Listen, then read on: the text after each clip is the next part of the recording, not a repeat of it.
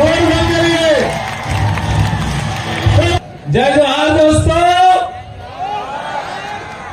जय जोहार का नारा है, जय जोहार का नारा है, जय जोहार का नारा है। कैसा लग रहा है? कैसा लग रहा है? एक दिन था जब हमारे लोगों के चेहरे मुरझाए हुए थे, उदास उदास थे, यहाँ गांव में गड्ढे पड़ गए थे, हमारे समाज को चारों तरफ निराशा निराशा, कोई नहीं सुनता था।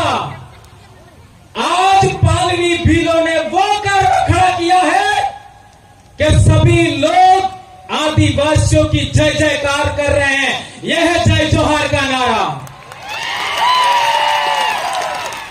यदि आप भारत देश के मूल मालिक आदिवासियों की संतान हैं, यदि आप आदिवासियों के इस धरती के मूल मालिक होने के नाते आनुवंशिक वंशज हैं, तो आप लोगों को आज के बाद आदिवासियों के शिक्षा, आदिवासियों के स्वास्थ्य और आदिवासी राज कायम करने के लिए तन मन धन से लग जाना चाहिए। यह बात मैं कहना चाहता हूं दोस्तों। हमें गिराने के लिए कई लोगों ने क्या क्या नहीं कहा। कोई कहता था आदिवासी तक डेट का वजूर रहे, डेट को तोलो के भील तोलो। ये हमने गलत साबित कर दिया। आज हमने साबित करके दिखाया कि भारत देश का कोई शासक वर्ग बनने का असली हकदार है, भारत का कोई राजा बनने का असली हकदार है तो वो आदिवासी है। बाकी सब छोटे छोटे राजे रजवाड़े खत्म। कल तक लोग कहते थे कि आदिवासियों को तो केवल गुटके खिला के मार देंगे, दारू पिला के मार देंगे। अब देखो ये जवानी, ये दीवानी, ये रवानी आज की तारीख में अपने समाज के इतिहास के लिए, अपनी संस्कृति के लिए, अपने बाप दादाओं के रीति रिवाज गीतों के लिए काम कर रही है। यह अपने आप में बड़ी बात है मेरे दोस्तों। कोई कहता था कि 5 साल का बच्चा भी धोती पहनने को अपने आप में गर्व महसूस करेगा। कल तक हमने देखा बाजारों में पैंट शर्ट और छोटा मोटा क्या कहते थे विवाह में ढमका ड्रेस, ऐसा करके लूटते थे। आज देख लीजिए साधारण धोती, साधारण कुर्ता और लड़कियां घाघरा चुन्नी पहन करके अपने आप को गर्व फील कर रही है कि हाँ मैं आदिवासी हूं, हाँ मैं भील हूं और मैं इस देश का मूल मालिक हूं। मेरे बाप दादे महान पूर्वज हुआ करते थे, इस पर गर्व कर रहे हैं। यह अपने आप में बड़ी बात है मेरे दोस्तों। कल तक हमारे बाप दादे कहते थे कि आदो आज ना धनी हमें भील अणा देश ना धूल मूल धनी, लेकिन सभी लोग हम लोगों को नीचा समझते थे। हमारे आसपुर के इलाके में देखो, सलूमर के इलाके में देखो, हमारे लोगों को खाट पर नहीं बैठने देते थे। कल परसों जोथरी में एक मेरे भाई ने बताया कि हम छोटे थे तब बाल कटाने जाते थे और कोई गैर आदिवासी आ जाता तो आधा बाल काट करके हमको एक तरफ बिठाते थे और वो जो बाहर से आया उसका बाल दाढ़ी करके फिर वापस बिठाते थे। आज किसी माई के लाल की ये ताकत है क्या? कोई हमारे कालियों के सामने ऐसा करके दिखा सकता है क्या? कोई नहीं कर सकता।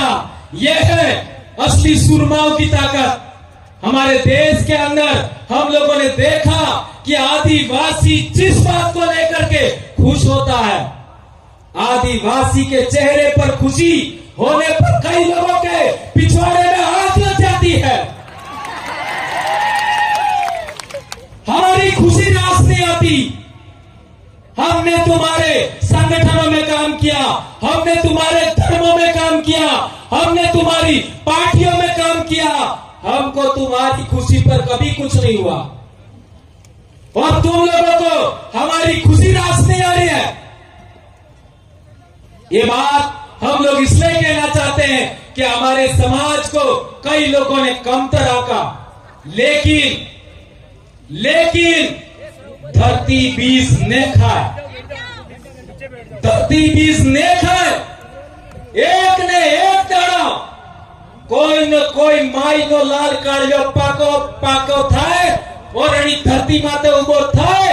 और मेरा तो सौभाग्य है, लाखों आदिवासी मुझे मिले, समाज को जोड़ने वाले लाखों बहन बेटियां मिली जिन्होंने हमारे समाज के लिए काम किया। मेनका डामोर ने क्या गलत कहा था? मेनका डामोर जानते हैं ना क्या गलत कहा था? हमारी आज भी दादियां जिंदा है, हमारी काकियां आज भी जिंदा है, हमारी बाबियां आज भी जिंदा है, हमारी भाभियां आज भी जिंदा है। ये सभी महिलाएं अपना सुहाग का निशानी किसको मानती है? आज भी आपने कोई मरी जाए तो पानी ना हारे जाए हूं उतारो है। जवला सुडलो चांदीनो मारे घेरवाली ने बे चांदीनो जवला पेरावजा एवं वो होना ना भी पेरावी दो ते कोई काम नो ने है। जी पड़ती दड़ चांदी ना जवला पेरावजा चूड़ी पेरावजी या कालियो जाएगा ते नड़े इस पानी ने आरे उतरे एवं समझ में આવી ગયું ને? બાકી તો હીરા ચવડાવી દે પહેરાવી દો હશે, કોઈ કામ નો નહીં। शादी दाड़े जी जवला पेराव जाइस, इसके अलावा नहीं। और हमारे काटे में जाते हैं लोग तो भी वही जवले पहन के जाते हैं, ये बात हमें याद रखनी है। और हमारी दादियां जिन्होंने शादी किया, दादियां शादी किया उस समय आप बोर पहनती थी बोर। और मैं कहना चाहूंगा जिन भी बूढ़ी महिलाओं के आज की तारीख में बोर है, आने वाले साल वो बोर पहन के आनी है। क्या आप आओगे? और मैं सभी हमारी बहन बेटियां, मेरी बहुएं, मेरी भाभियां सबसे कहना चाहता हूं, और आपको वर है एक बोर जरूर ले आओ, बराबर? पैरी लाओ, ये आपको पहन है। और जब आप और पहनते थे तो किसी दूसरे की जरूरत नहीं थी। जब पढ़ लिख गए तो हम लोग बोर नहीं पहनने लगे, इसलिए दूसरों का हमने स्वीकार कर दिया, इडली सी दवा दी। यही तो मेनका जी ने कहा था, क्या गलत कहा था? और हमारी दादियां एक पारे का हरे हरे पारों का वो पहनते थे, इन्हों के तो सापकी या सूड़ी ऐसा कुछ कहते थे, वो पहनते थे, वो शादी में पहना जाता था। ये हमारे सुहाग की निशानी है, ये हमारी संस्कृति के लिए जरूरी है।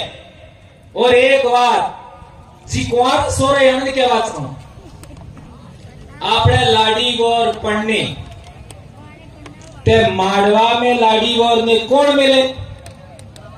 लाड़ी ने कौन मिले? मामा, बराबर है?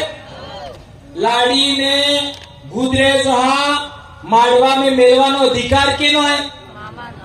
मामा नो, बराबर है? अच्छा, वोर ने तोरण कौन पोके? खाहू ते पोके, फिर बुआ, फिर तो पहले कुंवार की सोची। लाड़ी ने जे अड़म लजरे ई ढीलू करे, अना बाद गामनी महिलाएं पसे बुआ, माजे, काकी, बापजे, पसे हाऊ मां। तब वोर ने તોરણે પોકવાનો અધિકાર કેનો હે? હાહુનો, બરાબર है। और आजकल एक नवो रिवाज आप जो है कि वो तोरणी आवे तई बना लाड़ी गेरनी ही आवे ने तोरणे सारी ने माला पेरावे वोर ने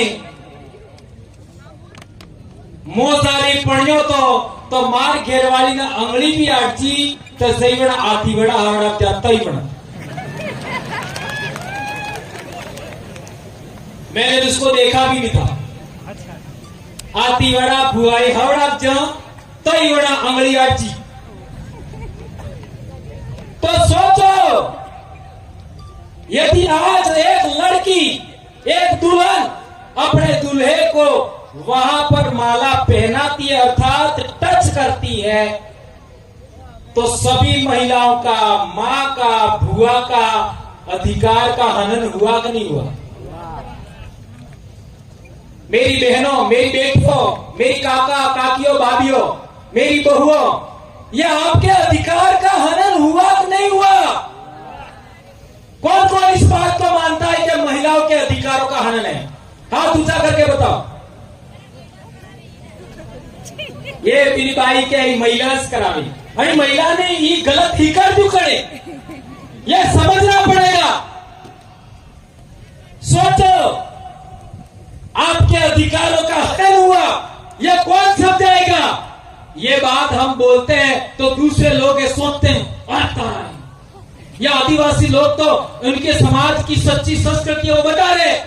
कौन बोल रहा था? मास्टर बोल रहा था। कौन बोल रहा था? मास्टर नहीं बोल रही थी। चलो एपीओ करो, चलो निलंबित करो।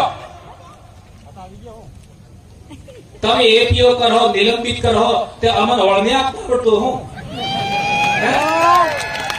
हमारी खेती नहीं बढ़ती हो।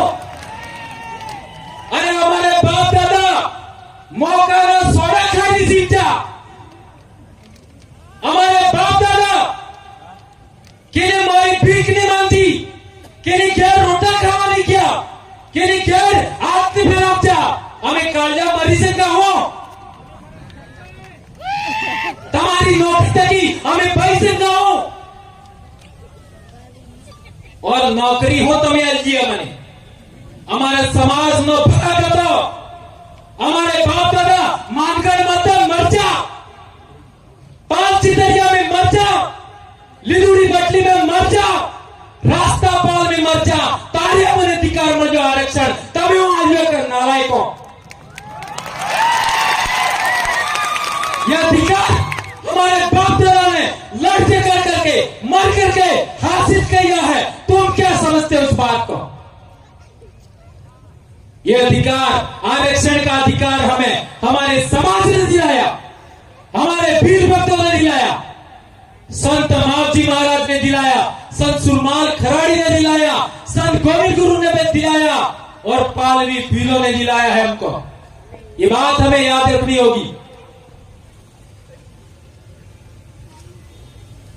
एक बात और बहुत अहम है, बहुत जरूरी, हमारी विवाह पद्धति के लिए आजकल हमारे लोग अहमदाबाद जाकर के बहुत सारा पैसा कमाते हैं और यहां आकर के अपनी शादी के लिए, विवाह के लिए सोने के गहने लाते हैं दुनिया भर के और हम भी मांगते हैं। लेकिन पिछले दिनों अखबार में छप करके आया था मेरी बहनों, मेरी बेटियों, मेरे बेटों कि 70 से 80% सोना और चांदी नकली आ रहे, तो हमें क्या खड़ा करने जा? सोचो हमारा समाज है उसको चांदी के गहने से ही विवाह करना चाहिए, ऐसा मैं कहना चाहता हूं।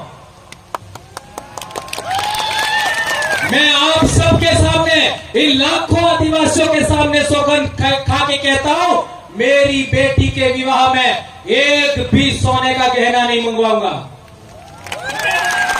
एक भी नहीं। शादी के बाद कितने भी गहना सोने का पहनाए कोई आपत्ति नहीं, लेकिन शादी में मैं सोने का गहना नहीं पहनवाऊंगा, नहीं मंगवाऊंगा। मेरी बेटी भी आए अभी तो ये हमारे समाज को बचाना है, तो हमें ये भी सौगंध खानी होगी कि आज के बाद माड़वे में, पटले में सोने का गहना हम नहीं मंगवाएंगे, चांदी का ही मंगवाएंगे। और विवाह होने के बाद भले 5 गहने सोने के पहना दो, हमें कोई आपत्ति नहीं है, कोई आपत्ति नहीं है। ये बात हमारी बेटियों को गलत लग सकता है, लेकिन बेटा मैं एक बात बहुत महत्वपूर्ण कहना चाहता हूं। जब आप विवाह के फेरे के बाद 2 दिन बाद वही रकम सोने की लेके मार्केट में जाओगे, आधा पैसा भी तुमको नहीं मिलेगा। क्या ये बात सही कह रहा हूं, गलत कह रहा हूं? ये बात कठिन लग सकती है। मैं तो कहता हूं नेकलेस का कितना रुपया होता है? नेकलेस का इतना रुपया, मान लो 1.5 लाख रुपया होता है, तो नेकलेस के बदले 1.5 लाख रुपए की चांदी की रकम मंगवा लो, मना ही नहीं है। लेकिन इस गलत रकमों में, इस नकली और मिलावटी चीजों के पीछे हमें नहीं भागना, ये कहना चाहता हूं। मेरे को पिछले साल बोलने में दिक्कत हो रही थी, मैं बीमार हो गया था, और बहुत सारा, क्योंकि बोल बोल करके बहुत सारी चीजें, मेरी भी गलत आदतें थी, चाय भी पीता था और बहुत सारी ऊंचा नीचा था मामला, पर अब सारा मैं नहीं बताऊंगा। तो हॉस्पिटल गया मैं चंडीगढ़, तो वहां डॉक्टर ने मेरे को कहा आज के बाद चाय नहीं पीनी है। तो मैंने कहा ठीक है। गेहूं नहीं खाना है, तो मेरा माथा ठनका, यार गेहूं नहीं खाऊंगा तो क्या खाऊंगा। लेकिन डॉक्टर ने बताया पहले जो गेहूं होता था, ऐसा गेहूं अब नहीं है। ये पंजाब हरियाणा से जो पेस्टिसाइड, उर्वरक, इन रासायनिक पदार्थों से जो गेहूं पक करके आता है, वह बहुत ज्यादा जहरीला है और हमारे लिए बहुत सारा नुकसान दे रहा है। अब क्या है कि मेरे सामने दिक्कत हो गई, अब खाऊंगा क्या, पर उन्होंने बताया नहीं। लेकिन हम जैसे जैसे 2-3 दिन गुजर गए, तो उन्होंने हमको कोदरे के चावल खिलाए। कोदरा कड़ी कड़ी ईटा नहीं, लड़कियों ने नहीं देखे, जानबूझ के हाथ उठा कोदरों के चावल खिलाए, कांगड़ी के चावल खिलाए, मान की रोटी खिलाई, बाजरे की रोटी खिलाई। और आज मेरे में इतनी ताकत है कि प्रतापगढ़ से भी बोल करके आया हूं, पूरी भरी बारिश में बेड़ेश्वर तक बहुत भयंकर बारिश, और यहां करके भी बोल रहा हूं, ये ताकत मेरे में वापस आ गई। और आज की तारीख में हमारे बच्चे प्रार्थना में नीचे बैठ जाते हैं। इतना बड़ा नुकसान हो गया। मैं यह कहना चाहता हूं कि जो बीपीएल का अनाज आता है, वो भैंसों को खिला दो, पर डूबी वे पानी खवड़ा के। गाय भैंस को खिला दो, आपको नहीं खाना है। मक्का खाइए, ज्वार खाइए, बाजरा खाइए, माल खाइए, कोदरा खाइए। ये जो मोटा अनाज है, जिसको मिलेट्स कहते हैं, वो हमें खाना है।